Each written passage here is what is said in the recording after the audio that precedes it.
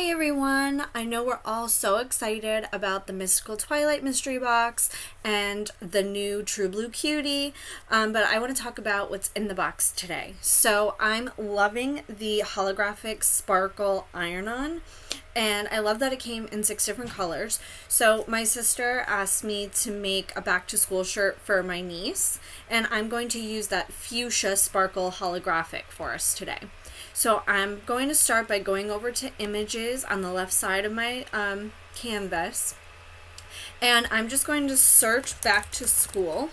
I'm looking for like an image that's already made. It doesn't matter if it's multiple colors because I can make it all one color, but I am looking for something that's already made, a quick image that I like, something I can grab quick, easy, add it to my canvas, and we're ready to go. Alrighty, so like I said, I am doing one color. So I'm looking for something just real cute because all of these are really cute, but they have multiple colors and I only want to use one color today. So I'm just going to scroll through quickly and see what I can find. Gosh, there's so many cute images, I just can't. Okay, so this one works for me. Oh, actually, yeah, I like this one, back to school. So if you click on it, it will give you more like this. See if I like anything different. More from the same designer. Nope. Alright, so we're going to add to canvas. So you can see it's added to canvas. I can click view here, or I could have clicked the X there and it would have brought me back to my canvas. Now I need to measure the shirt that I have. It is a youth extra small. So I'm just going to measure across, and I think about 7 inches max is what I'm looking to do. So I'm going to change the size up here to 7 inches, and then I'm going to just select attach and change everything to one color. You don't have to change the color up here, but I am in the habit of doing that, and I want it to look a little bit more like the fuchsia. So I'm actually going to come down here. I'm in the habit of doing this. Sometimes I do like 15 mats at a time, so having this color distinction is incredibly important. So I do recommend getting in the habit of changing the color to the color of your material, just so that as you advance, if you're a beginner, as you advance, you're going to get to the point where you're doing 15 mats like me. I mean, sometimes I do like 43. And it's different shades of blue, different shades of green. So it's very important to have these colors. So I do recommend setting that. Okay, I am going to use my Joy Extra today. It is by far one of my favorite machines. Venture's my other, that's why it was set like that, because that's what I use the most. I'm going to click make. It's going to prompt you to save. I don't need to save this.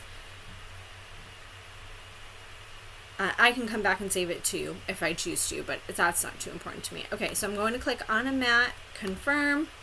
I'm going to mirror first. Before I do anything, I always mirror so I don't forget. So I'm going to just do an 8x8 piece of this iron-on. That way I know I have enough material. You can see here 8x8, I'll have enough. So click continue. I have 2 Cricut Joy Extras. That's how much I love it.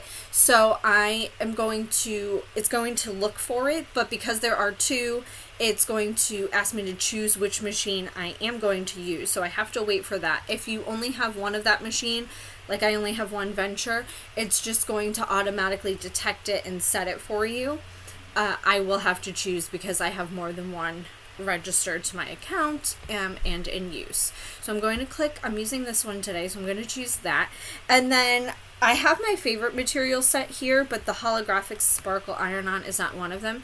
So we have a couple options. You can go to all categories and choose Iron-On, which for the Joy Extra, there's not as many material options as like with your maker machine. So I usually do this, and it's a very small list here, so I can choose that quickly. Otherwise, I use the search option here if I'm using one of my maker machines, because it's such a long list and that narrows it down quickly. So I'm going to click done. Make sure to mirror. I'm confirming that it's on. It will tell you over here, mirror on. And then we're going to go over to my camera and we're going to cut this material down and put it on our mat. Okay, so quickly what I'll do is I'll show you guys how I measured my shirt, just in case you're not used to that. I am going to use my Easy Press 2 today, so I'm not worried about those wrinkles. We'll get those out with our press. So I'm going to use this side to be able to see the numbers better. So I just go across here, and I like to just make sure that the design will be big enough, but it's not too big. So 7 inches is from here to here. So you have to keep an account that the shirt usually kind of hangs over on the sides. So I didn't want to go bigger than 7 inches. I think that's a good size for the youth extra small.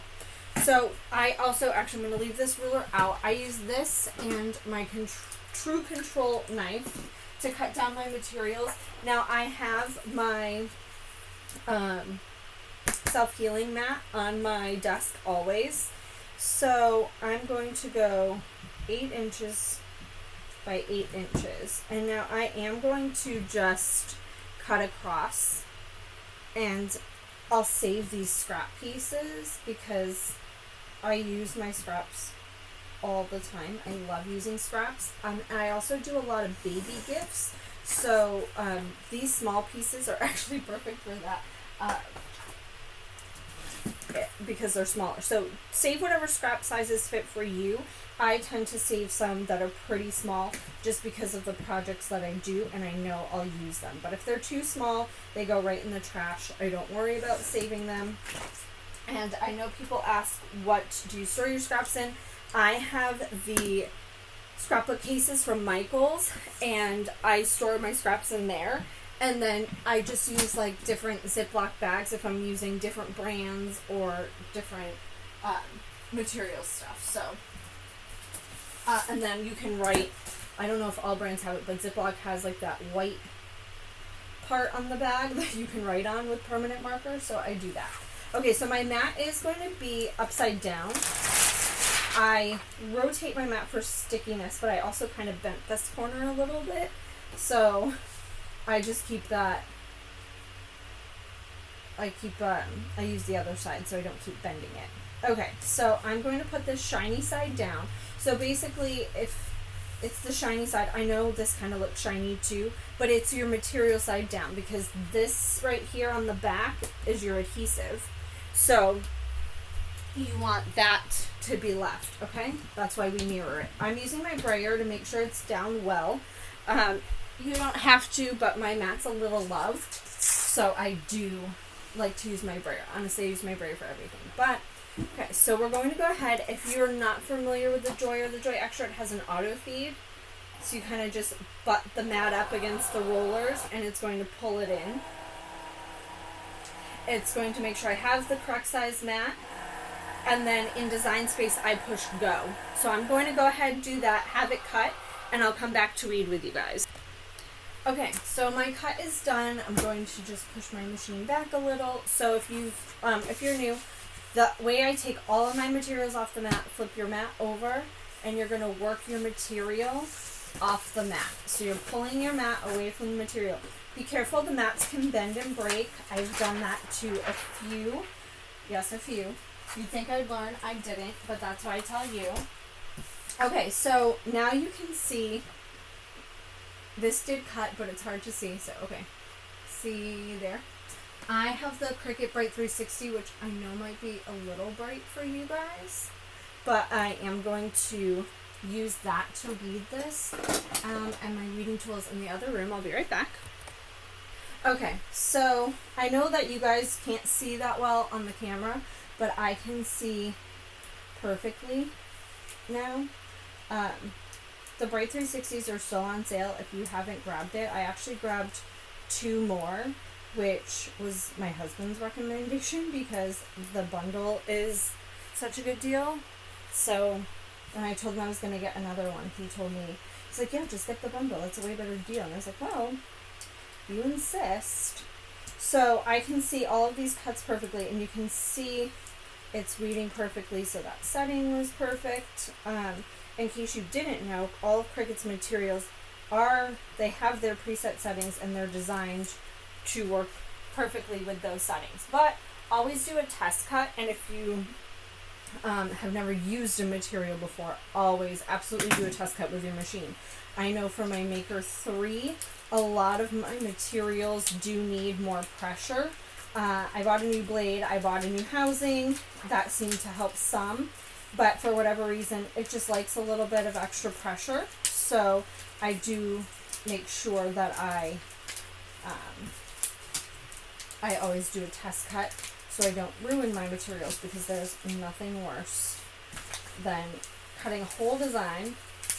Like, see, I only have the one sheet of this. Had this not cut correctly and I took it out of my machine, I would not have this color to use. Okay, so now you can see. Alright, I'm going to use my Easy Press 2. I am going to use the Cricut Heat Guide to get the accurate temperature and time. So I have an Easy Press mat underneath my press, and I also have another mat to go underneath my shirt. Now, if you do not have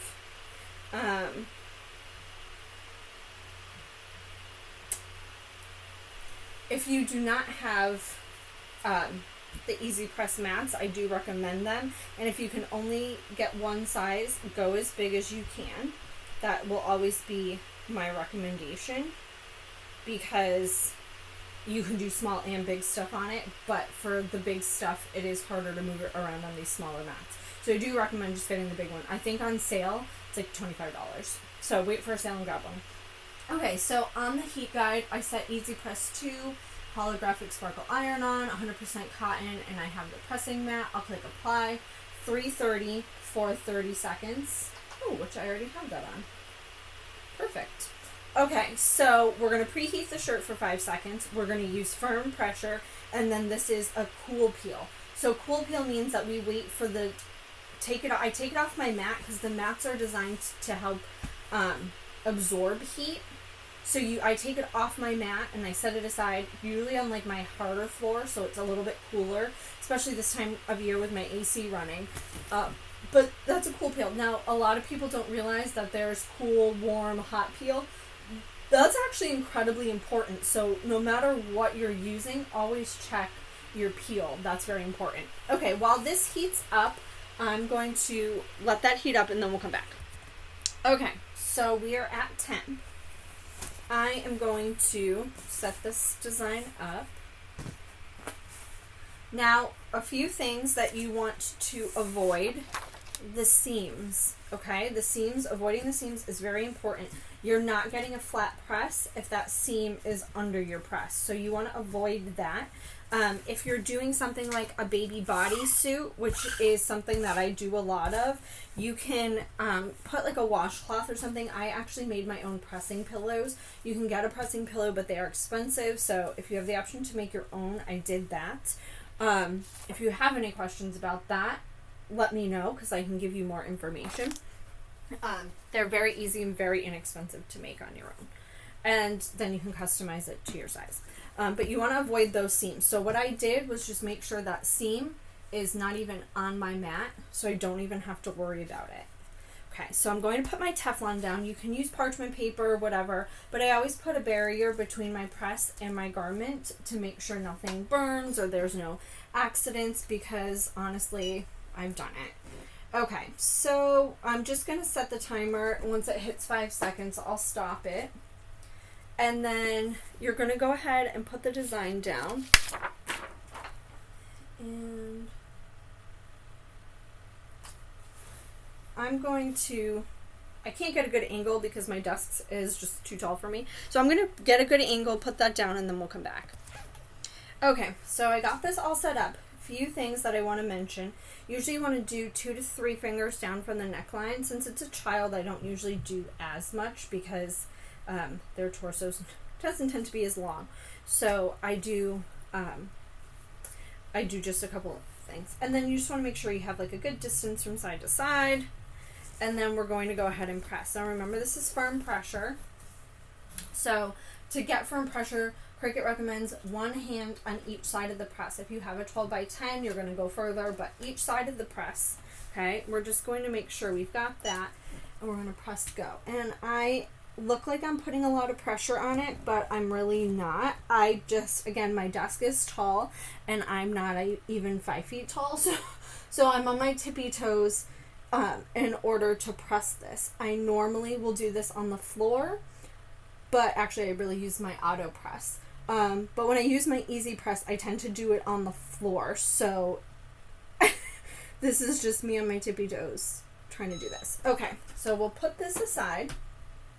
And in case you're unsure if, like, I got the design, you can see the press in my Teflon, like, with the shape of the easy press. So I got the whole design, we're good. If you have a bigger design, you can use your press. Just try to avoid overlapping as much as you can, because then you're pressing that area too much. But you can use the smaller press for a bigger design if you need to. So this is the 9x9. This was like 7.5 by 7.5. So I had plenty of room. I knew that. And I did take that into account, which I should have mentioned first. All right, I'm going to set this aside, and I'm going to let that cool, and then we'll come back and peel it. Okay, so this is cool. I'm just going to completely remove my mat from my desk. Make sure I'm back on a matching cool surface. And then what you do is just peel it back slowly. You want to make sure that you did press it, especially because I was on my tippy toes pressing. I just want to make sure I got a good press there. Yes, perfect. It's beautiful. Okay, that looks good, guys. All right, and I'm going to just show you that, like, holographic-y look, because it's so pretty. And I love this pink on pink. All right, guys, if you have any questions, just let me know.